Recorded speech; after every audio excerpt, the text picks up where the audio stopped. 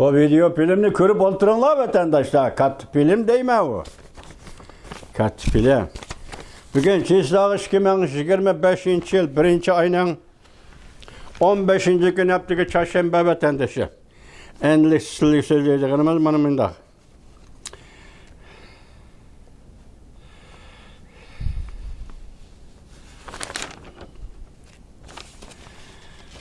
Marco Rubio'nun sözüp geldik mi?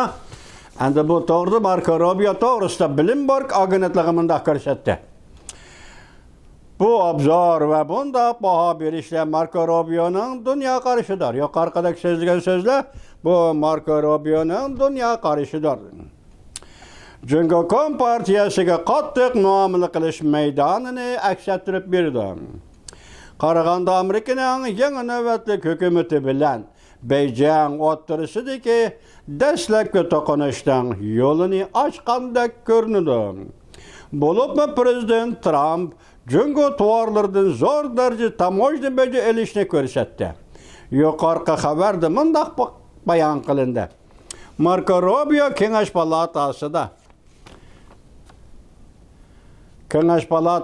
senator bo'lib turganda Kengash palatasi istihbarat komitetining raisi, Tashqi munosabatlar komitetining Cumhuriyetchilar partiyasi mansubi sifatida a'zo bo'lib turgan mezgilda to'liq bahoga erishgan edi. Mayli Avam palatasining bahosi, mayli senatorlar Kengash palatasining bahosi, ya'ni Marco Rubioning obraziga, siyosat obraziga to'liq baho bergan edi.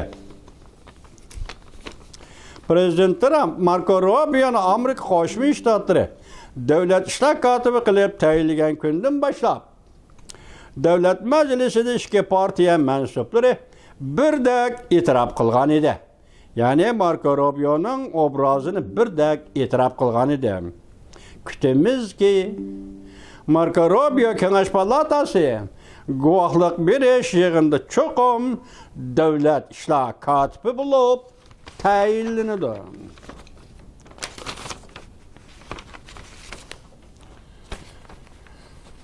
Bu albatta bu albatta shundaqmi 5. 3. 4. Bu albatta kichik ish emas.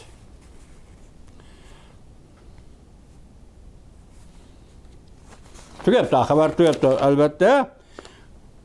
Bu qitim Marco Rubio Kengash palatasida guvohlikdan o'tganda cho'qim Amerika Qo'shma Shtatlari davlat ishlar kotibi bo'lib tayinlanadi. Endi sizlarga so'zlaydigan yana bir xabarlarimiz, buni diqqat qilsangiz vatandoshim. To'liqsiz, tuyuqsiz yuz bergan bir ish. Jungoning eng chong aviatsiya shirkati Moskvaga uchadigan havo yo'llarini to'xtatdi. Mavzuli xabar 1. ayning 14. kuni Vanvi tor betida e'lon qilindi. Xabar mundaq boshlandi. Amerika haftalik jurnali 1. ayning 14. kuni xabar qilib bundaq ko'rsatdi.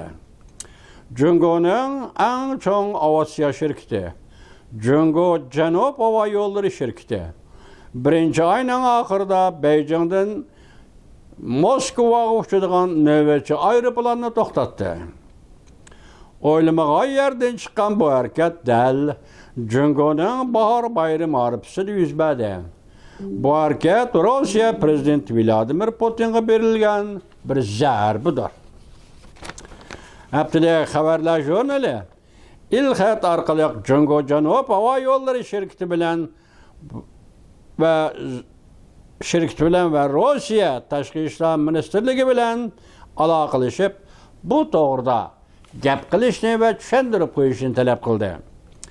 Rossiya sayohat idorasi 14. kuni xabar qilib bunda ko'rsatdi. Jungoning eng chong shirkati Janub havo yo'llari shirkati 1. ayning 20. kunidan boshlab Beijingdan Moskvaga qatnaydigan navbatchi aeroplanni amaldan qoldirdi. Vaqti 6 haftagacha. Haftalik xabarlar jurnali bu xabarning rostligini dalilladi. Cenop hava yolları şerkte. Bu hava yollarını bekar kılganның sebeplerini çendirip koymadı. Yani yukarı Moskova katnaydıgan nöbetçi aeroplanını emelden kaldırganlığının sebeplerini çendirip koymadı. Alt hepte deyilipti. Rusya taraf Seyahat İdarəsində göstərdi. Bu hareket Avrupa Aviasiya Bexatarlik İdarəsi. Ötken hepte Rusya'dan uçup ötüdüğün nöbetçi aeroplanlarga münasebetlik bergen teklifi bile münasebetsiz. Leke yanımında göstərdi. Her günü cüngünü bir neçe 10 nöbetçi aeroplanı muşu yolda katnayır. Arlıqdı xəbrinladı bu Azerbaycan'dan bir tane aeroplanını vurup düşürüp etti Rusya. Sebebi? Mən təzə tərəflə görənməyə qaldım. Səbəbini mən heç biləmədi. Azerbaycan'dan Qazaxıstanın kilovatqanmı, Qazaxıstanda uçup ötüdüğənmü Aviasiya aeroplanını vurup düşürüp etti Rusya. Şunun için Avrupa İttifakı Aviasiya Bexatarlik İdarəsi teklif məgən idi. Hava yolu, Rusya'da uçuduğan hava yolları. Mesela Ukrayna, Rusya uruşu buluvatqan. Raylarda uçup ötüdüğən hava yolları deyilgen. Şunun münasibetsiz degende, bu teklifke münasibetsiz degende, bu Beycan'da Moskova uçuduğan hava yolları bunun münasibetsiz dep görüştüvatı da vatandaş. Alt heptilikten sebep değil mi? Alt heptedin ki yani bilet satılırken hava yolları yani ekibiti degensen bugün nimiş toktattın? Alt hepte degenimiz bir yerim ay toktattı degen gep. Lekin şuna dikkat kılın. Ben hem dikkat kıldım sebebini bunun bağlap düşündüremeyim. Hazır vatandaşım taze bu doğru benim haberim yok. Bu aeroplan kaçan çoktaydı iken deseniz Beycan'dan Moskova'ya uçurgan aeroplan birinci ayının 20. gün toktaydı. Birinci ayının 20. günü dünyada bir gün. Prezident Donald Trump murasim ötküzüp vazife üteş için Aksaray'a kiriş için kasem birdiğen gün vatandaş. Beycan'dan Moskova uçurgan bu aeroplan da birinci ayının 20. gün toktaydı ki. Bu sebeple kandak düşündürüşünü ben bilemedim. Zaten kandak sebepsiz bunu. Özünüzden tasavvur ilkigi eli bir taraf kılan vatandaşım, hürmetlik vatandaşım. Endilikti yana bir haber. Tününkü haberinin devamı tünügün Volkoçisi tarqatdı. Şuna bu haberge egi bulup ben size yetküzümen degen edim. O haberinin devamı meydanlayız sendi vatandaş. Amerika'nın şahmat oyunu. Çünkü Kompartiyası hakimiyetini aldırış. Daimi heyetle içinde özgürüş peyda kılış. Köpçeket. Merkezi İstihbarat İdaresi şahmat oyunu. Siyasi büro. Çünkü'nün siyasi büro daimi heyet azaları içinde özgürüş peyda kılış. Çünkü siyasi hakimiyetini aldırış. Eynek axbarat səhnesi birinci ayının 15. günü YouTube. Eynek New York'ta nəşr qılındığın bunun başlığı Xöpün degen adam nəziriyçi, obzorçu. Şunun torbeti de bugün bu haberini yanı bir qətim berdi. Amerika Merkezi İstihbarat İdaresi Cüngü daimi heyetlerini hatta bunun yeşmisi hem de yeşmisi mavzudan başka yeşmisi şunun dikkat kılın. Yeşmisi Amerika Merkezi İstihbarat İdaresi'nin yana başlığı. Rad kelip bunda körsetdi. Onu vazifeki tayinleş makulluktan ötken haman. Yani siyasi kengaşını var, siyasi kengaş palatası da Amerika Koşmuş Ştatlarının guahlık berişti rad kelipnin muş vazifeye koyulğanlığı makulluktan ötken haman. Çünkü Kompartiyası yukarı derecelik emeldarlarına teheme ciddi vazifelik hareket kılınıp çünkü onun yukarı derecelik emeldarlarını Amerika Merkezi İstihbarat İdaresi'nin azasına aylandırmış. Çünkü yukarı derecelik emeldarlarını Amerika Merkezi İstihbarat İdaresi'nin azasına aylandırmış. Çünkü Kompartiyasını parçalaymış. Hatta Cüngü'nün siyasi hakimiyetini aldırmaz dedi vatandaş. Tünüge men sizlarga bu xabarni yetkazganda Volkuchsi shunday xabar beribdi. Şuna men bu ishonch asosida sizlarga buni yetkazman. Bugungi yetkazdig'inim Umid Sadası TV televiziyasining xabari degan edim. Bugun endi bu xabarni yozgan kishi kim o? Masalan bu xabarni yozgan kishi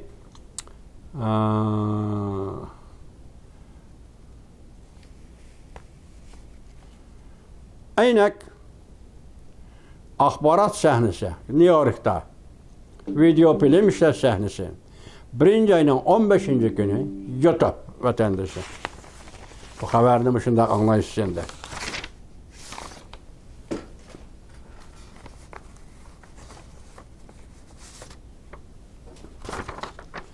Yana bir xabar.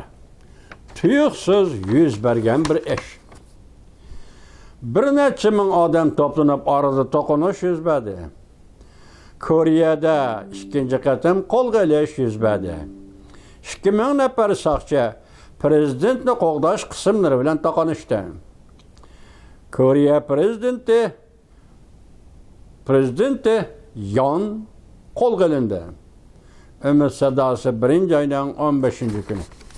Koreyada mushu voqea yuz berib bir qatim qo'lga olamiz dedi, xalq qo'zg'alib to'xtatdi. Ikkinchi qatim qarshilashdi o'zlari. Hozir mushuninga munosabatlik to'rbetida kelgan yana bir xabar. Endi rost yolg'onligiga ishonmayman vatandosh. O xabar nima deyildi desiniz? O xabarda Jungo'ning soqchilari hatta Koreyaga kelib bu ishga aralashdi deydi. Bugun mushu mojaro, mushu jidalni chiqarib 2000 dak soqchi bir-biri bilan elishgan gap. Prezidentning qo'g'dash qismlari, soqchilar qo'lga olish kelgan qismlar bir-biri bilan elishgan gap. Hozir Koreyadagi bu ish intayin g'ayri bir ish bo'ldi vatandoshlar.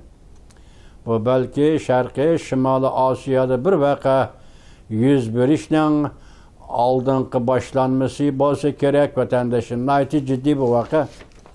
Koreyaning ichki qismida hozir umumiy tahlilchilari bu prezident Yonni ilib tashlab o'tish va uni avor qilayotgan kishilar tarafdorlar hammasi Jungoparast odamlar deyildi vatandosh. Demak, Jungoparast, Xitoyparast odamlar hozir bu voqeani paydo qilib, oxiri bugun xalq qarshilik qilayotganda Koreyaning prezidenti Yonni qo'lga oldi bo'lsa, endi Koreya xalqi buning ikkinchi qadamda qanday inkas qaytardi. Lekin bu vaziyat intayin jiddiy vaziyat. Qilishidagi vaziyat vatandosh bu. Yalnizmi yaqinda Amerika Qo'shma Shtatlar davlat ishlar katibi Antony Blinken Seulni, Janubiy Koreyani ziyorat qilgandan keyin bu ish pasaygan edi. Ya'ni Jungoparastlar Chawshan Koreya hokimiyatining kechiringlar. Koreya hokimiyatining ichidagi Xitoyparastlar jimiqqan edi. Ondan keyin bugun yana ko'tarildi. Men o'ylayman bu Sharqiy Shimoliy Osiyo uchun intayin xatarli ish. Buni hozir hisobga qaraganda Jungo paydo qilib, Jungoparastlarning harakati ekanligi oshkor bo'ldi. Vatandoshlar. Yana bir xabar. Li Chang huquqni egalladi. Shi Jinpingni oshkora tanqid qildi. Liu Muyang axborot yeshmisi. Axborot nuqtasi. Masalan biz bunga Li Chang nima dedi, qiliq xabarni sizlarga ko'rsatgan edik. Bugun endi Li Chang butun huquqni demagandimi, Jonanxayning huquqini tartib olib, Shi Jinpingni oshkora tanqidladi deganda, ham buning ichida endi masala ulg'aydi. Masala asta-asta oshkorlanish qarabmoqdi deyishga bo'ladi vatandoshlar. Yana bir xabar. Ishki xabar. Shi Jinping yaqinda siyosat belgilash tartiblarini cho'lchoq bir holatga keltirib qo'ydi. Hech qanday unumi yo'q yig'inlarni orqa-orqadan chaqirishga boshladi. Muavin davlat raisi Ron Yerin Kanadada Ottavaga qochib keldi. Setib olgan 700 milyon dollarlik yoki yuvanlik uy oshkor bo'ldi. Aynak televiziyasi 1-oyning 15-kuni. Rais Xi Jinping orqa-orqadan yig'inga chiqib mas'ul oldi. Avar bo'ldi. O'tgan yil shunday bir avar bo'lishi sizlarga ko'rsatgan edi vatandosh. Bugun buning o'zidami inchki bir taraf ko'rinib turibdi. Demak, hozir huquqqa qo'ldan katta armiya huquqi. O'tirib chiqib ko'rinib turish kerak. Kichkin tinch vaqtchi yoki muvofiq odam topqicha degan bilan Reis Xi Jinping oturuğa çıkıvadı. Emniyeti bugün hem Li Chang vezir, devlet veziri Li Chang bunun hukukunu tartıp aldı degan gap. Endi Li Xi Jinping şu aralıkta qarab turgan. 1 ayının 9 günü, 1 ayının 7 günü, 1 ayının 10 günü kayni yığın açtı. Tünün sizlerge dedik. Saqçılar bayramı degan yığın açtı dedik. Onun evveli dedik. Siyasi büronun yığın açtı dedik vatandaş. Onun evveli dedik. İqtisat işleri doğrusu yığın açtı dedik. Bunun nazıklık bir tarafı şu yerdeki hukuk koldan ketdi. Cemiyet davolg'ishning oxirgi davri kirib keldi. Jungdan haydi özgürüş bulishning oxirgi davri kirib keldi. Mushundaq vaqtida Xitoy tilida Sinzaygan deydigan bir ikki xatli hukm bor. Bunun mavzusi, bunun mazmuni Xi Jinping mavjud. Xi Jinpingning raislik o'rni mavjud. Xi Jinping harakat qilyotidi. Xi Jinping yig'in echyotidi. Mushundaq bir vaziyatni mamlakat xalqiga topshirish. Onundan başka emniyeti bunun kolunda hukuk yok. Hem hukuk tartip elindi. Anda bugün yani tünün dilnigilatin Xi Jinping'in 2 nefer muridi ulama tekşirilişke koyuldu vatandaş. Hazır ola Xi Jinping'in maktap yazgan xatlarını yığında okup berdiğen çağda mesela Saqçılar bayramı günü okup beriş tayyorlanayotganda ham okup berganda amaliyotni shin xoşa xabar qilish kerak. Shin xoşa elib tashildi. Masalan Xi Jinping yadroligidagi Xi Jinping iddisi degan gaplarni mushu kunlarda shin xoşa elib tashildi. Shunang chataqlaq darajasi qayerda? Ko'rib oling vatandosh. Bu tugudimi? Endi yana bir xabar. Amerika Qo'shma Shtatlari prezidenti Donald Trump yeni tayinlangan davlat mudofaa ministri Gast agahlandırıp munda ko'rsatdi. Başta aytdim-ku, Kengash palatasida bugun guvohlikda o'tdi deb. Munda ko'rsatdi.